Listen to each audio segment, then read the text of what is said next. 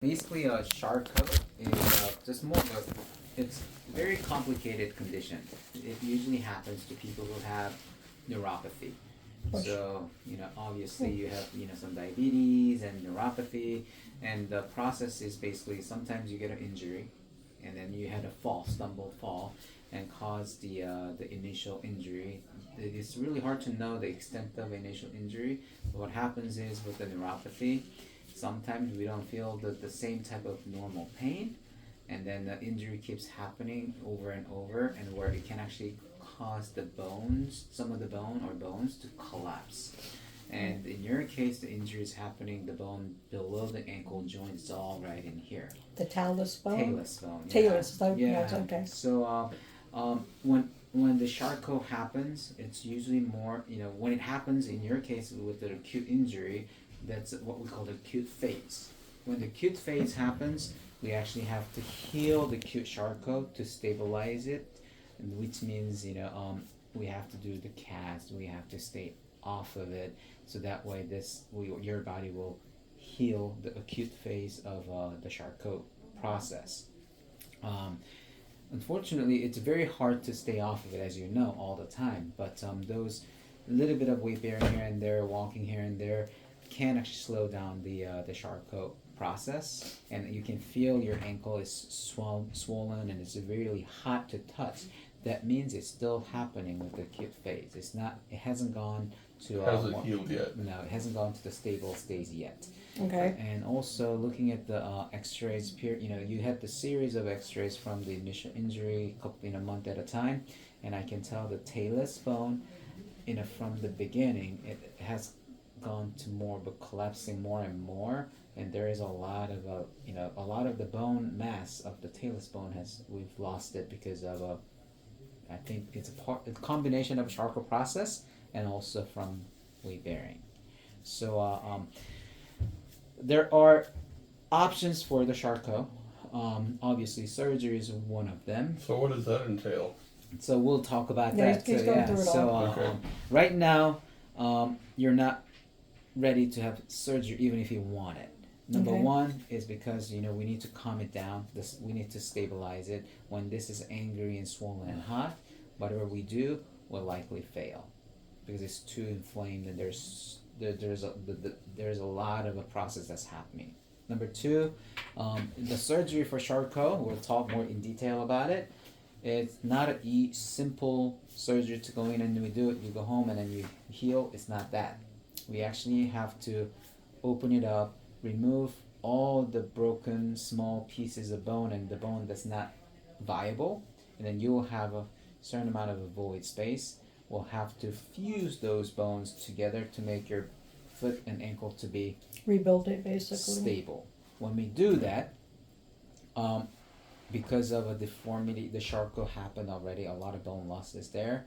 You may end up with a smaller or shorter leg or smaller foot at the end of the day. But the whole point of doing the Charcot is to make your foot to be more stable for day-to-day walking.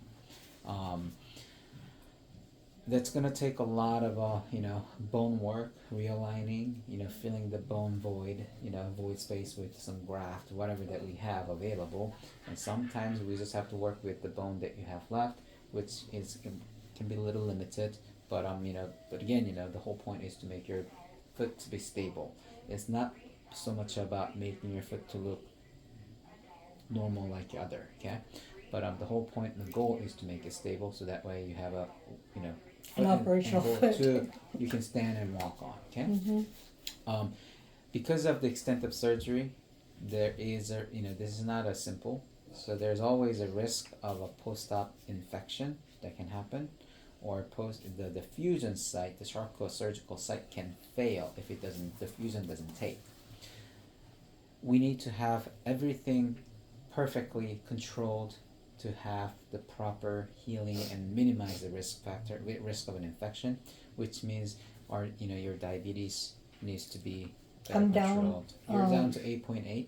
She's doing really good with it. Good, No, good. she So really we is. need to bring it In down. December, I got ketoacidosis. I was at 16. Yeah, so you're downtrending quite a bit. Yes. So that's something that we need to work on. It needs to be ideally, 8. It has to be below the 8. And Okay. ideally, 7.5 is the magic number to minimize anything like that. Whether we Okay. do surgery or not, that's gonna be the one factor that's gonna help to heal this faster. Okay, so that's the surgery, right?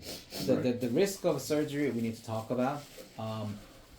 If somehow the surgical site fails, the fusion fails, or the infection happens because it's so much of a work that we have to do.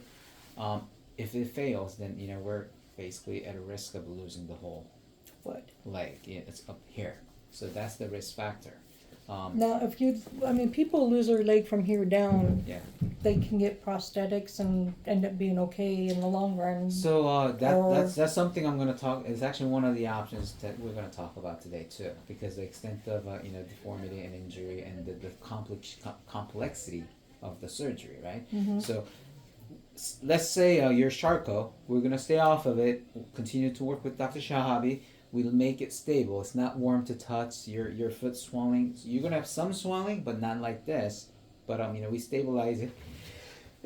Bless you. Excuse me. I was on it a little bit this morning. Yeah. That's the thing. I live by myself. I have cats. And You have to take care of things, right? Right. So say we stabilize it. We're ready to go to the next step. Then the next step, there are 3 options. Okay. Number 1 option is we have a special boot and shoe to wear to help to Walker boot or stabilize. whatever it's called. It's called a crow boot. Crow boot. There you go. So Crow the walker. Crow walker is basically kind of like those kind of boots, but it's something that you can wear day to day. I've seen Yes, them. it's bulky, but it's going to be the most protective boot that you're going to have to Oh, yeah, molds to your foot. exactly minimize any risk of a Charcot again, and it just helps you with the day to day walking and So standing. is that a permanent thing, or? So usually, it's permanent. Some people like to wear them all the time for forever because it's so protective. Sometimes you can, what we can do is you do the crow boot for about a few years, year or 2 or even more, 3 to 4 years, and then when things are really stable, and then at that point we can actually switch to more of a custom, more of a low profile brace with custom shoe and inserts. Now, is that something to do instead of surgery, or is that something that's going to be done after surgery? Either way. So you Okay. can do that way without surgery, but even after the surgery, I think that's still going to be the case, most likely. Okay. So, but the crow boot to immobilize it and to just protect your foot is actually a really good option for you. The reason is How about now? Right now, no. Right now, you have to be in a cast and you have to stay off of it. You have Okay. to. So that's just the Crow boot's best a way to do it. walking boot. Like, Okay. So the reason the crow boot is a good option for you is even though it's happening here, you don't have a deformity of the foot where you don't have the rocker, rocker bottom. So Yeah. that means your risk of getting a wound and infection in the bottom of the foot is much lower. So the crow boot is actually going to be one of the best options for you. If you can tolerate them well day to day, you can walk. Yeah, you're not going to run on it.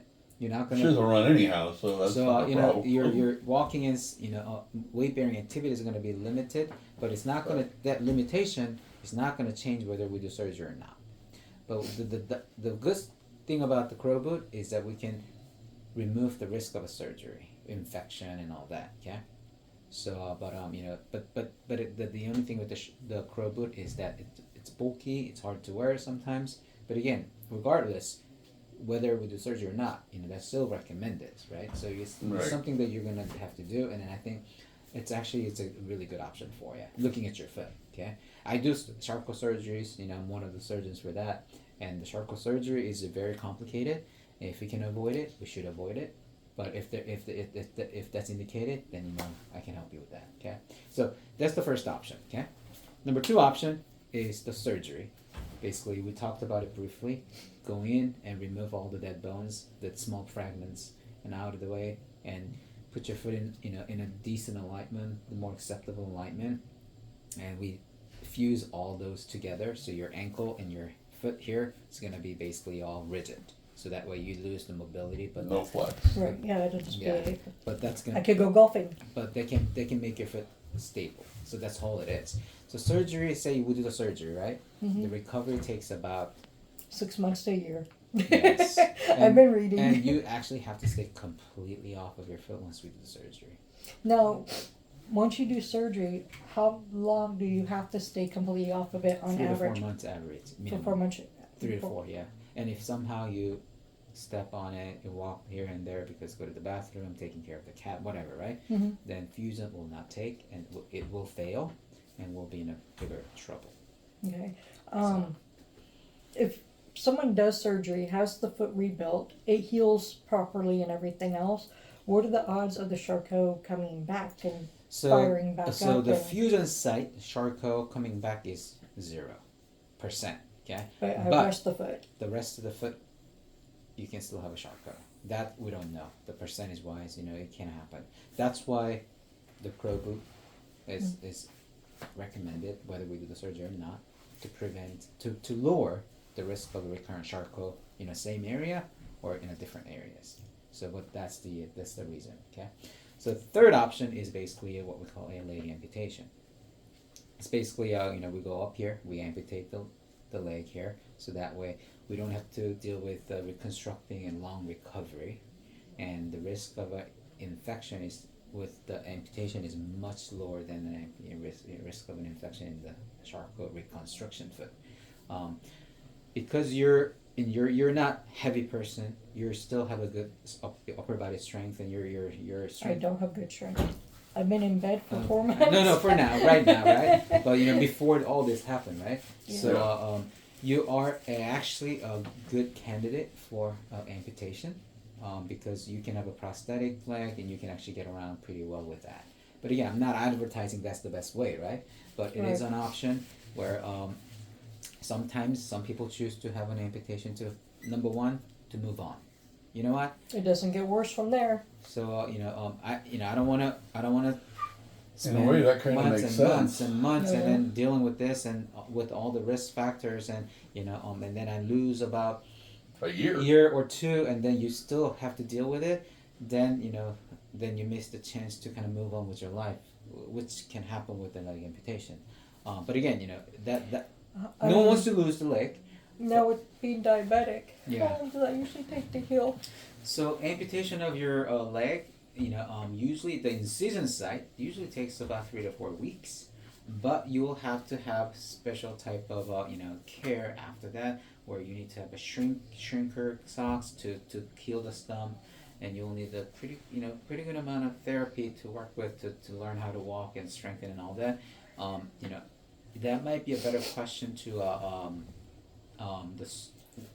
I don't do leg amputation surgery, but Okay. we do have a physical medicine and rehab department. They're the ones who help with the pre and post amputee people. Mm-hmm. What I can do is I can set you up I can send a referral to them, so you can learn more about it. We're not talking about doing it. It's No, just more no, it's just to learn. It's consultation. just information. Yeah. So I can set that up for you. I mean, you still Yeah. have time. We still have to heal this. This is not healing. It's not healed completely yet, and we have to heal the rest of it. So you got time. I think it's a good time to kind of learn about amputation, and maybe you need to work. You still need to work on your diabetes. You need to make it better, Mm-hmm. and then But I gotta give her points. Since the trip to the hospital with the ketoacidosis, she's getting better. Lots she's better. doing a hell of a lot better. Oh, Yeah. sure, yeah, sure, yes. Yeah, Better I than I mean- have ever been. Yeah, so I mean, you're gonna keep that up, right? Oh yeah. And we're she gonna is. continue to At work my on it. moments. Yeah, no, I get it. But everybody does. But yeah, no one's perfect, right? No. But we will work with what we have. the fact that she's got it in the 8s and 7s, I think is fantastic. Yeah. For the surgical risk factor part of it, or the even better healing of this, if you can bring it down lower than 8, Mm-hmm. that'd be fantastic. Right. But yeah.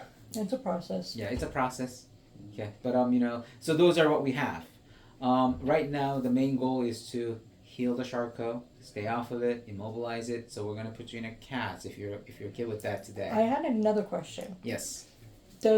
Probably doesn't even matter, but would I benefit at all information wise as far as getting like a CT scan to find out exactly what's going on in there? So I mean, Or is that- I can see what's going on. I think the CT scan might be indicated down the road if we're gonna do the surgery at the end. Once this is stabilized, that's gonna give me more information. Okay, about, so yeah. Okay.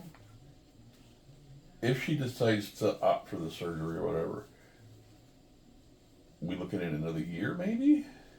Like if she wants to have the surgery, it depends on how fast Well, this can. Well, how do you heal. how long do you think she'll He be in doesn't a know. cast for this? I guess. So we don't have the set. There's no magic thing. I know that. Yeah. But So typically, if you can stay completely off of your foot in a cast, usually about 4 to 6 months. But if you cannot stay off of it because of some reason, then it can go on for longer, and we don't know how long it'll take. No, just The problem with not being able to stay off of it is, as you know, the talus bone will likely continue to collapse more and more. And then to a point, if it collapses too much and if it starts affecting the bones around it, then we lose the opportunity to do the surgery because we don't have any bone to work with. right. Then the option 2 of reconstructing is no longer there. So that's why it's so important to heal what's going on now. So Okay. we have work I'm gonna to ask do. weird questions. Say everybody decides to opt to rebuild, right? Does it ever go back to normal or no? Normal. What do you mean by normal? Like this? Yeah. No. No. So basically, it's just patching it back together, right? Basically, we're trying to put them together to make it stable, to minimize the risk of a recurrent Charcot, so that she can walk and stand on. So, And what would be the recovery if say her diabetes was in the 7 and she stayed off her foot for as much as she could? What's the recovery time? after the surgery, about 6 months to about a year. 6 months to a year. Okay. And then amputation recovers usually about how long? So usually the incision itself is about 3 to 4 weeks, but after that, the rehab, physical therapy, it may take longer, but Well, by the time someone can actually walk. so that will be, I think you'll probably have to kind of learn from the other department who does the Okay. consultation for it, because I think Right. it different. It varies. Yeah, it Yeah. just depends on Yeah. circumstances and situations. Yeah. So then, In reality, what's the best option? There's no better option. One option is better than the other. If one of my Okay, family what's member. the least problematic option? amputation. No. Number one, where we stabilize it, you work with you use the crow boot and use it. So you still have your foot to get around and bear weight on it. You just Okay. have to wear the crow boot. That'll be the best. It's not perfect. You can still get Charcot, but those risk of getting another Charcot still is there, even if we put them together with the reconstruction. So Right. to me, the best option, if you're one of my family members, Mm-hmm. will be the first option. Crow boot. Heal it and stabilize it, and crow boot. Okay. Okay, now, when somebody has a crow boot,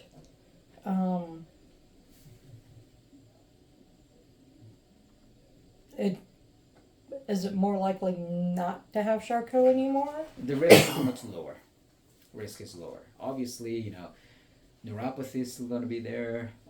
There is going to be diabetes still, but if you have it under control, and then as long as there's no injuries to your foot, the risk of recurrent Charcot is low when we protect the foot with the crow boot and stuff. No, with the crow boot, can you walk around as normal and be on it a lot and stuff No, like I that? mean, you'll have to learn how to walk with it, but I don't think you're going to be able to do Well, a that's- lot of walking. It's basically the same thing as use. Yeah, I've seen somebody who had one, and Yeah. it looked pretty much similar to that. It was just Right. a molded piece. Yeah. Okay. Yeah, it's molded to your foot. You get Foot it to the done leg, like yeah, every whole year. leg, yeah. So basically, it's like a molded. Yeah, Yeah. his went up to here, Right. like the boot, and then he said it was just molded on there, and he has to get it redone like every year. Yeah. Oh, so it's a permanent thing?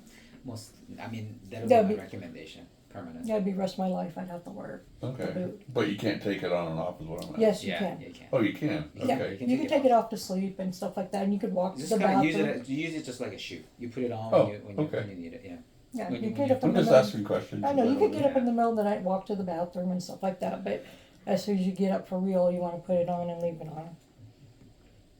Kind of a thing. Yeah, I've looked up Yeah. some stuff. This is not straightforward. You can see or you can tell. It's a very complex condition. Now, when So, people get leg amputations, Mhm. what future issues can they have from that?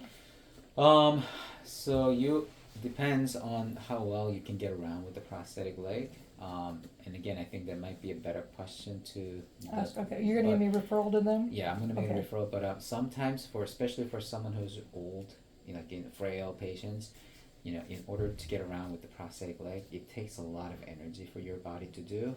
So, we're talking about someone in their 70s and 80s, right? And then that can be a little bit more harsh on your heart because your heart, you have to work harder to maneuver, right? So that can be the risk factor. It can be harsh on your heart or your overall energy, your body. I mean, you're in your 50s. Yeah. So, I mean, but you build up energy too as you learn. So to do usually, things. the younger you are, the easier or the recovery can be more. Oh, that's why straightforward. I kind of ask some questions Yeah. because I'm going to do nothing but get older. So if I get like the crow boot, okay, so what are the odds of me in another 10 years possibly needing amputation if I do? Well, That's I what, know. that's I more know, questions probably right. for the other I one. mean, that question is it depends. As long as you don't have a major rocker bottom deformities where you don't have any open wounds turning into a bone infection, which happened here, right? Or if you don't have that, or if you don't have a major Charcot event again where your ankle is very Twisted around. unstable, Yeah. then as long as there's those two risk factors are gone, those that don't happen, I think you'll be able to be fine with the curve. So there, like I said earlier, there's no perfect option for this. One is, it all depends on how you look at it, but one option is better than the other. Probably not. To some people, amputation may be a better option. For some people, maybe the reconstruction is a better option. For some people, The construction Yeah. seems like the most risky out of everything. it is. To be honest with you, it is. It has If the you most were risk. in your 30s, It'd be a great I idea. think it would be a good idea. But you're in your 50s, I and mean, you got it all depends. Yeah. yeah. So like I said, the risk factor is there. I mean, there's Yeah. no way in hell I could be off my foot for 6 months. No. I don't Yeah. see how I Yeah. could. I mean, if I have you- a hard time just with this, you Yeah. know. That's good. Thanks for being honest. No, Right? So yeah, it's true. yeah. And there's If you cannot stay off of your foot after the surgery, for a certain amount of time No. that requires for the foot, then surgery is going to do more harm than good. To be It honest is with because like this foot, okay, like I mean, this foot's good, but I have problems with it. I have a bunion. I still have neuropathy pain. I still have weakness in it and stuff. This is not going to be able to Yeah. control my whole body weight. You know what I'm saying? I could work on you to work it out and this and that, but then who am I to say, am I going to damage this foot possibility. trying to save this foot? Yeah, those are the risk factors. So. So I might end up with two No, real bad feet. I've known her for many years, over 20. He's my ex-husband, so I've Yeah. known him for like 25 years. Yeah. And personally, I don't think reconstruction surgery would be a good option for her. Number one, like I said, I live by myself. I have animals I take care of. I mean, I have like 10 cows. The So, crow boot lots of would other purposes. probably be the best place to start Yes. in reality. I mean, you don't want to wear a boot for the rest of your life, but you also, don't want to have to go through this where it makes it worse. All right. Now, the question I do have for you, you made a comment putting me in another cast. So one question is, can I please have an open toe cast? Yes, I can do the open toe cast. Okay, because he gave me a closed toe and that was gross. And then I had the cast on and this area here was starting to change color when they took the cast off. What do I do to avoid any possible chances of getting sores? So Because that's scary. Because yeah. sorry, No. Yeah. but like when I'm in cast, that scares the hell out of me because I have a lot of neuropathy pain, so Yeah. I can't tell if What's I have going a on. sore coming Yeah. on or not. Yeah. No, she's on Cymbalta right now, Yeah. which is for the neuropathy. But I think she's on a very low dose. I think That- you guys can increase that to help for the I mean, I think you might have to talk to your primary care My doctor primary about it. care Right. doctor. Sorry, I don't. No, I'm just Yeah. bringing up. Yeah, Yeah, I I mean, could that, talk to that, you know, her. if there's any way they can up the dose, so it helps with the neuropathy, especially at night Yeah. and stuff. It really does. I my current wife has fibromyalgia, and if it wasn't for Cymbalta, you know, I mean, Yeah. it Yeah, absolutely. Yeah. yeah. So I mean, as long as you know, there's it's hard to know what's going on underneath the cast, right? So It is. but that's why I think I mean, I'm glad they take it off every 4 weeks, but right. it's That's why still, we don't do any longer than that. yeah. So when is your next appointment with Dr. Shahabi? Do you It's have one next set up? month, August. I just had one with them last week. Okay, so you'll probably have